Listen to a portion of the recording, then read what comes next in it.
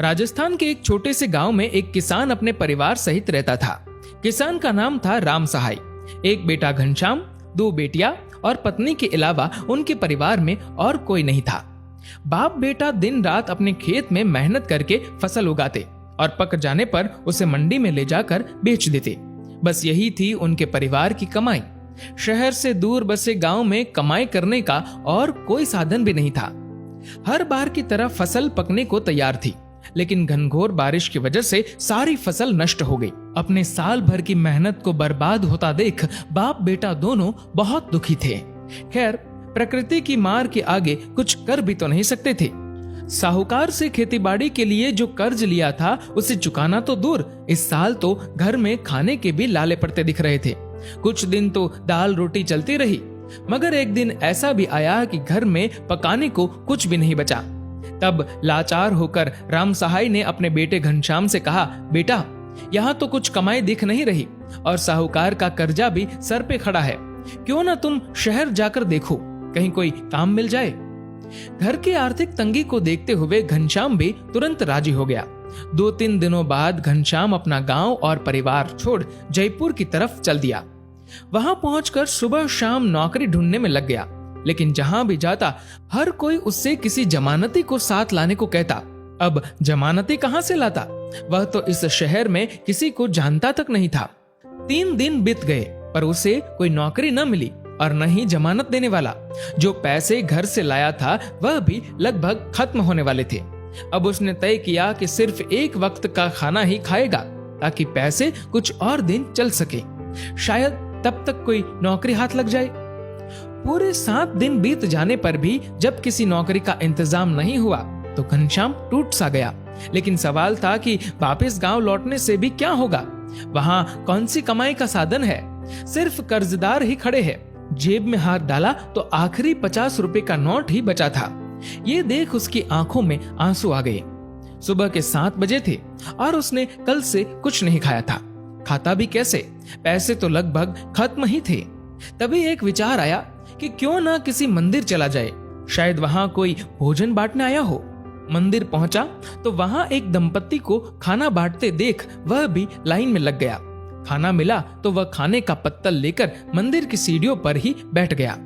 तभी एक सेठ मंदिर से पूजा की थाली हाथ में लिए बाहर निकले। सीढ़ियां उतरते समय उनका पांव फिसल गया और वह धड़ाम से गिर पड़े। लोगों ने भागकर उन्हें उठाया और थाली उठाकर उनके हाथ में थमा दी। भगवान का शुक्र कुछ ज्यादा चोट नहीं लगी थी। सेठ अपनी कार में बैठ चले गए। तभी खाना खाते हुए घनश्याम की नजर सीढ़ियों पर पड़े एक पर्स पर पड़ी। उसने उसे उठाया तो उसमें नोट ही नोट भरे थे। वह समझ गया कि हो न हो ये पर्स उन सेठ का ही है जो अभी गिर गए थे, लेकिन सेठ जी तो जा चुके थे। घनश्याम ने पर्स को ध्यान से देखा तो अंदर एक कार्ड पड़ा था जिस पर जौहरी बाजार में स्थित किसी दुकान का पता लिखा था।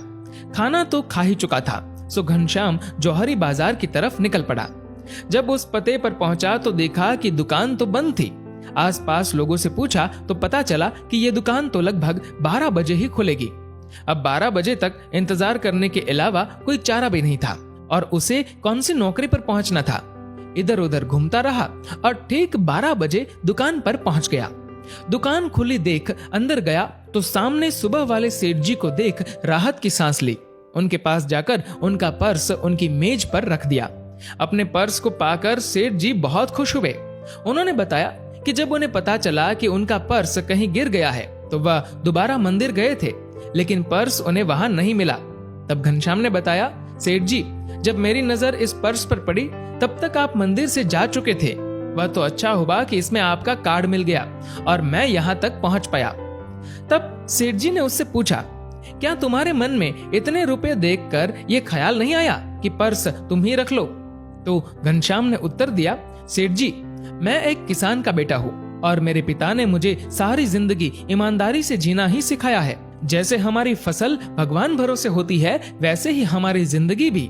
धोखाधड़ी या बेईमानी से पैसा कमाना तो हमने कभी सीखा ही नहीं। सेठ जी इस उत्तर से बहुत ही प्रसन्न हुए। उन्होंने 1000 रुपए इनाम के उसे देने चाहे, लेकिन पर्स लौटाने को अपना फर्ज बताकर घनश्याम ने उन्हें लेने से इनकार कर दिया। तब सेठ जी ने घनश्याम के सर पर हाथ रखकर आशीर्वाद दिया और बोले, बेटा कभी भी किसी चीज की आवश्यकता हो तो बिना झिझक चले आना। घनश्याम उन्हें प्रणाम कर जाने ही वाला था कि सेठ जी ने उससे पूछा, कहाँ रहते हो बेटा, सड़क पर या पुल के नीचे? ये उत्तर सुन सेठ जी हक्के बक्के रह गए। सेठ जी ने दोबारा पूछा, और तुम काम क्या करते हो? इतना सुनते ही घनश्याम की आंखों में आंसू आ गए। रोते हुए उसने सेठ जी को बताया कि कैसे कोई जमानती न होने पर कोई उसे नौकरी नहीं दे रहा। पिछले 7 दिनों से वह जयपुर में नौकरी तलाश रहा है। सेठ जी तुरंत बोल उठे, तुम तो खुद में ही अपने जमानती हो, फिर भी कभी कोई पूछे तो कह देना तुम्हारा जमानती मैं हूँ। और फिर सेठ जी ने उसे अपनी ही दुकान पर अच्छी पगार पर रख लिया। उसके रहने व खाने पीने का इंतजाम भी कर दिया। दोस्तों, जिंदगी में अच्छे कार्य करते हुए फल की चिंता मत करो। आपके कर्मों का फल तो किसी न किसी रूप में आपको मिल ही जाएगा। दोस्तों, इस वीडियो को लेकर आपकी क्या राय है नीचे कमेंट करके जरूर बताएगा। और अगर आपको ये वीडियो अच्छा लगा हो तो इस वीडियो को लाइक करेगा और ज्यादा से ज्यादा लोगों तक शेयर करेगा। और ऐसे ही और भी इंस्पिरेशनल वीडियोस के लिए सब्सक्राइब करें हमारे यूट्यूब चैनल को और फेसबुक पर फॉलो करें हमारे पेज को। धन्यवाद।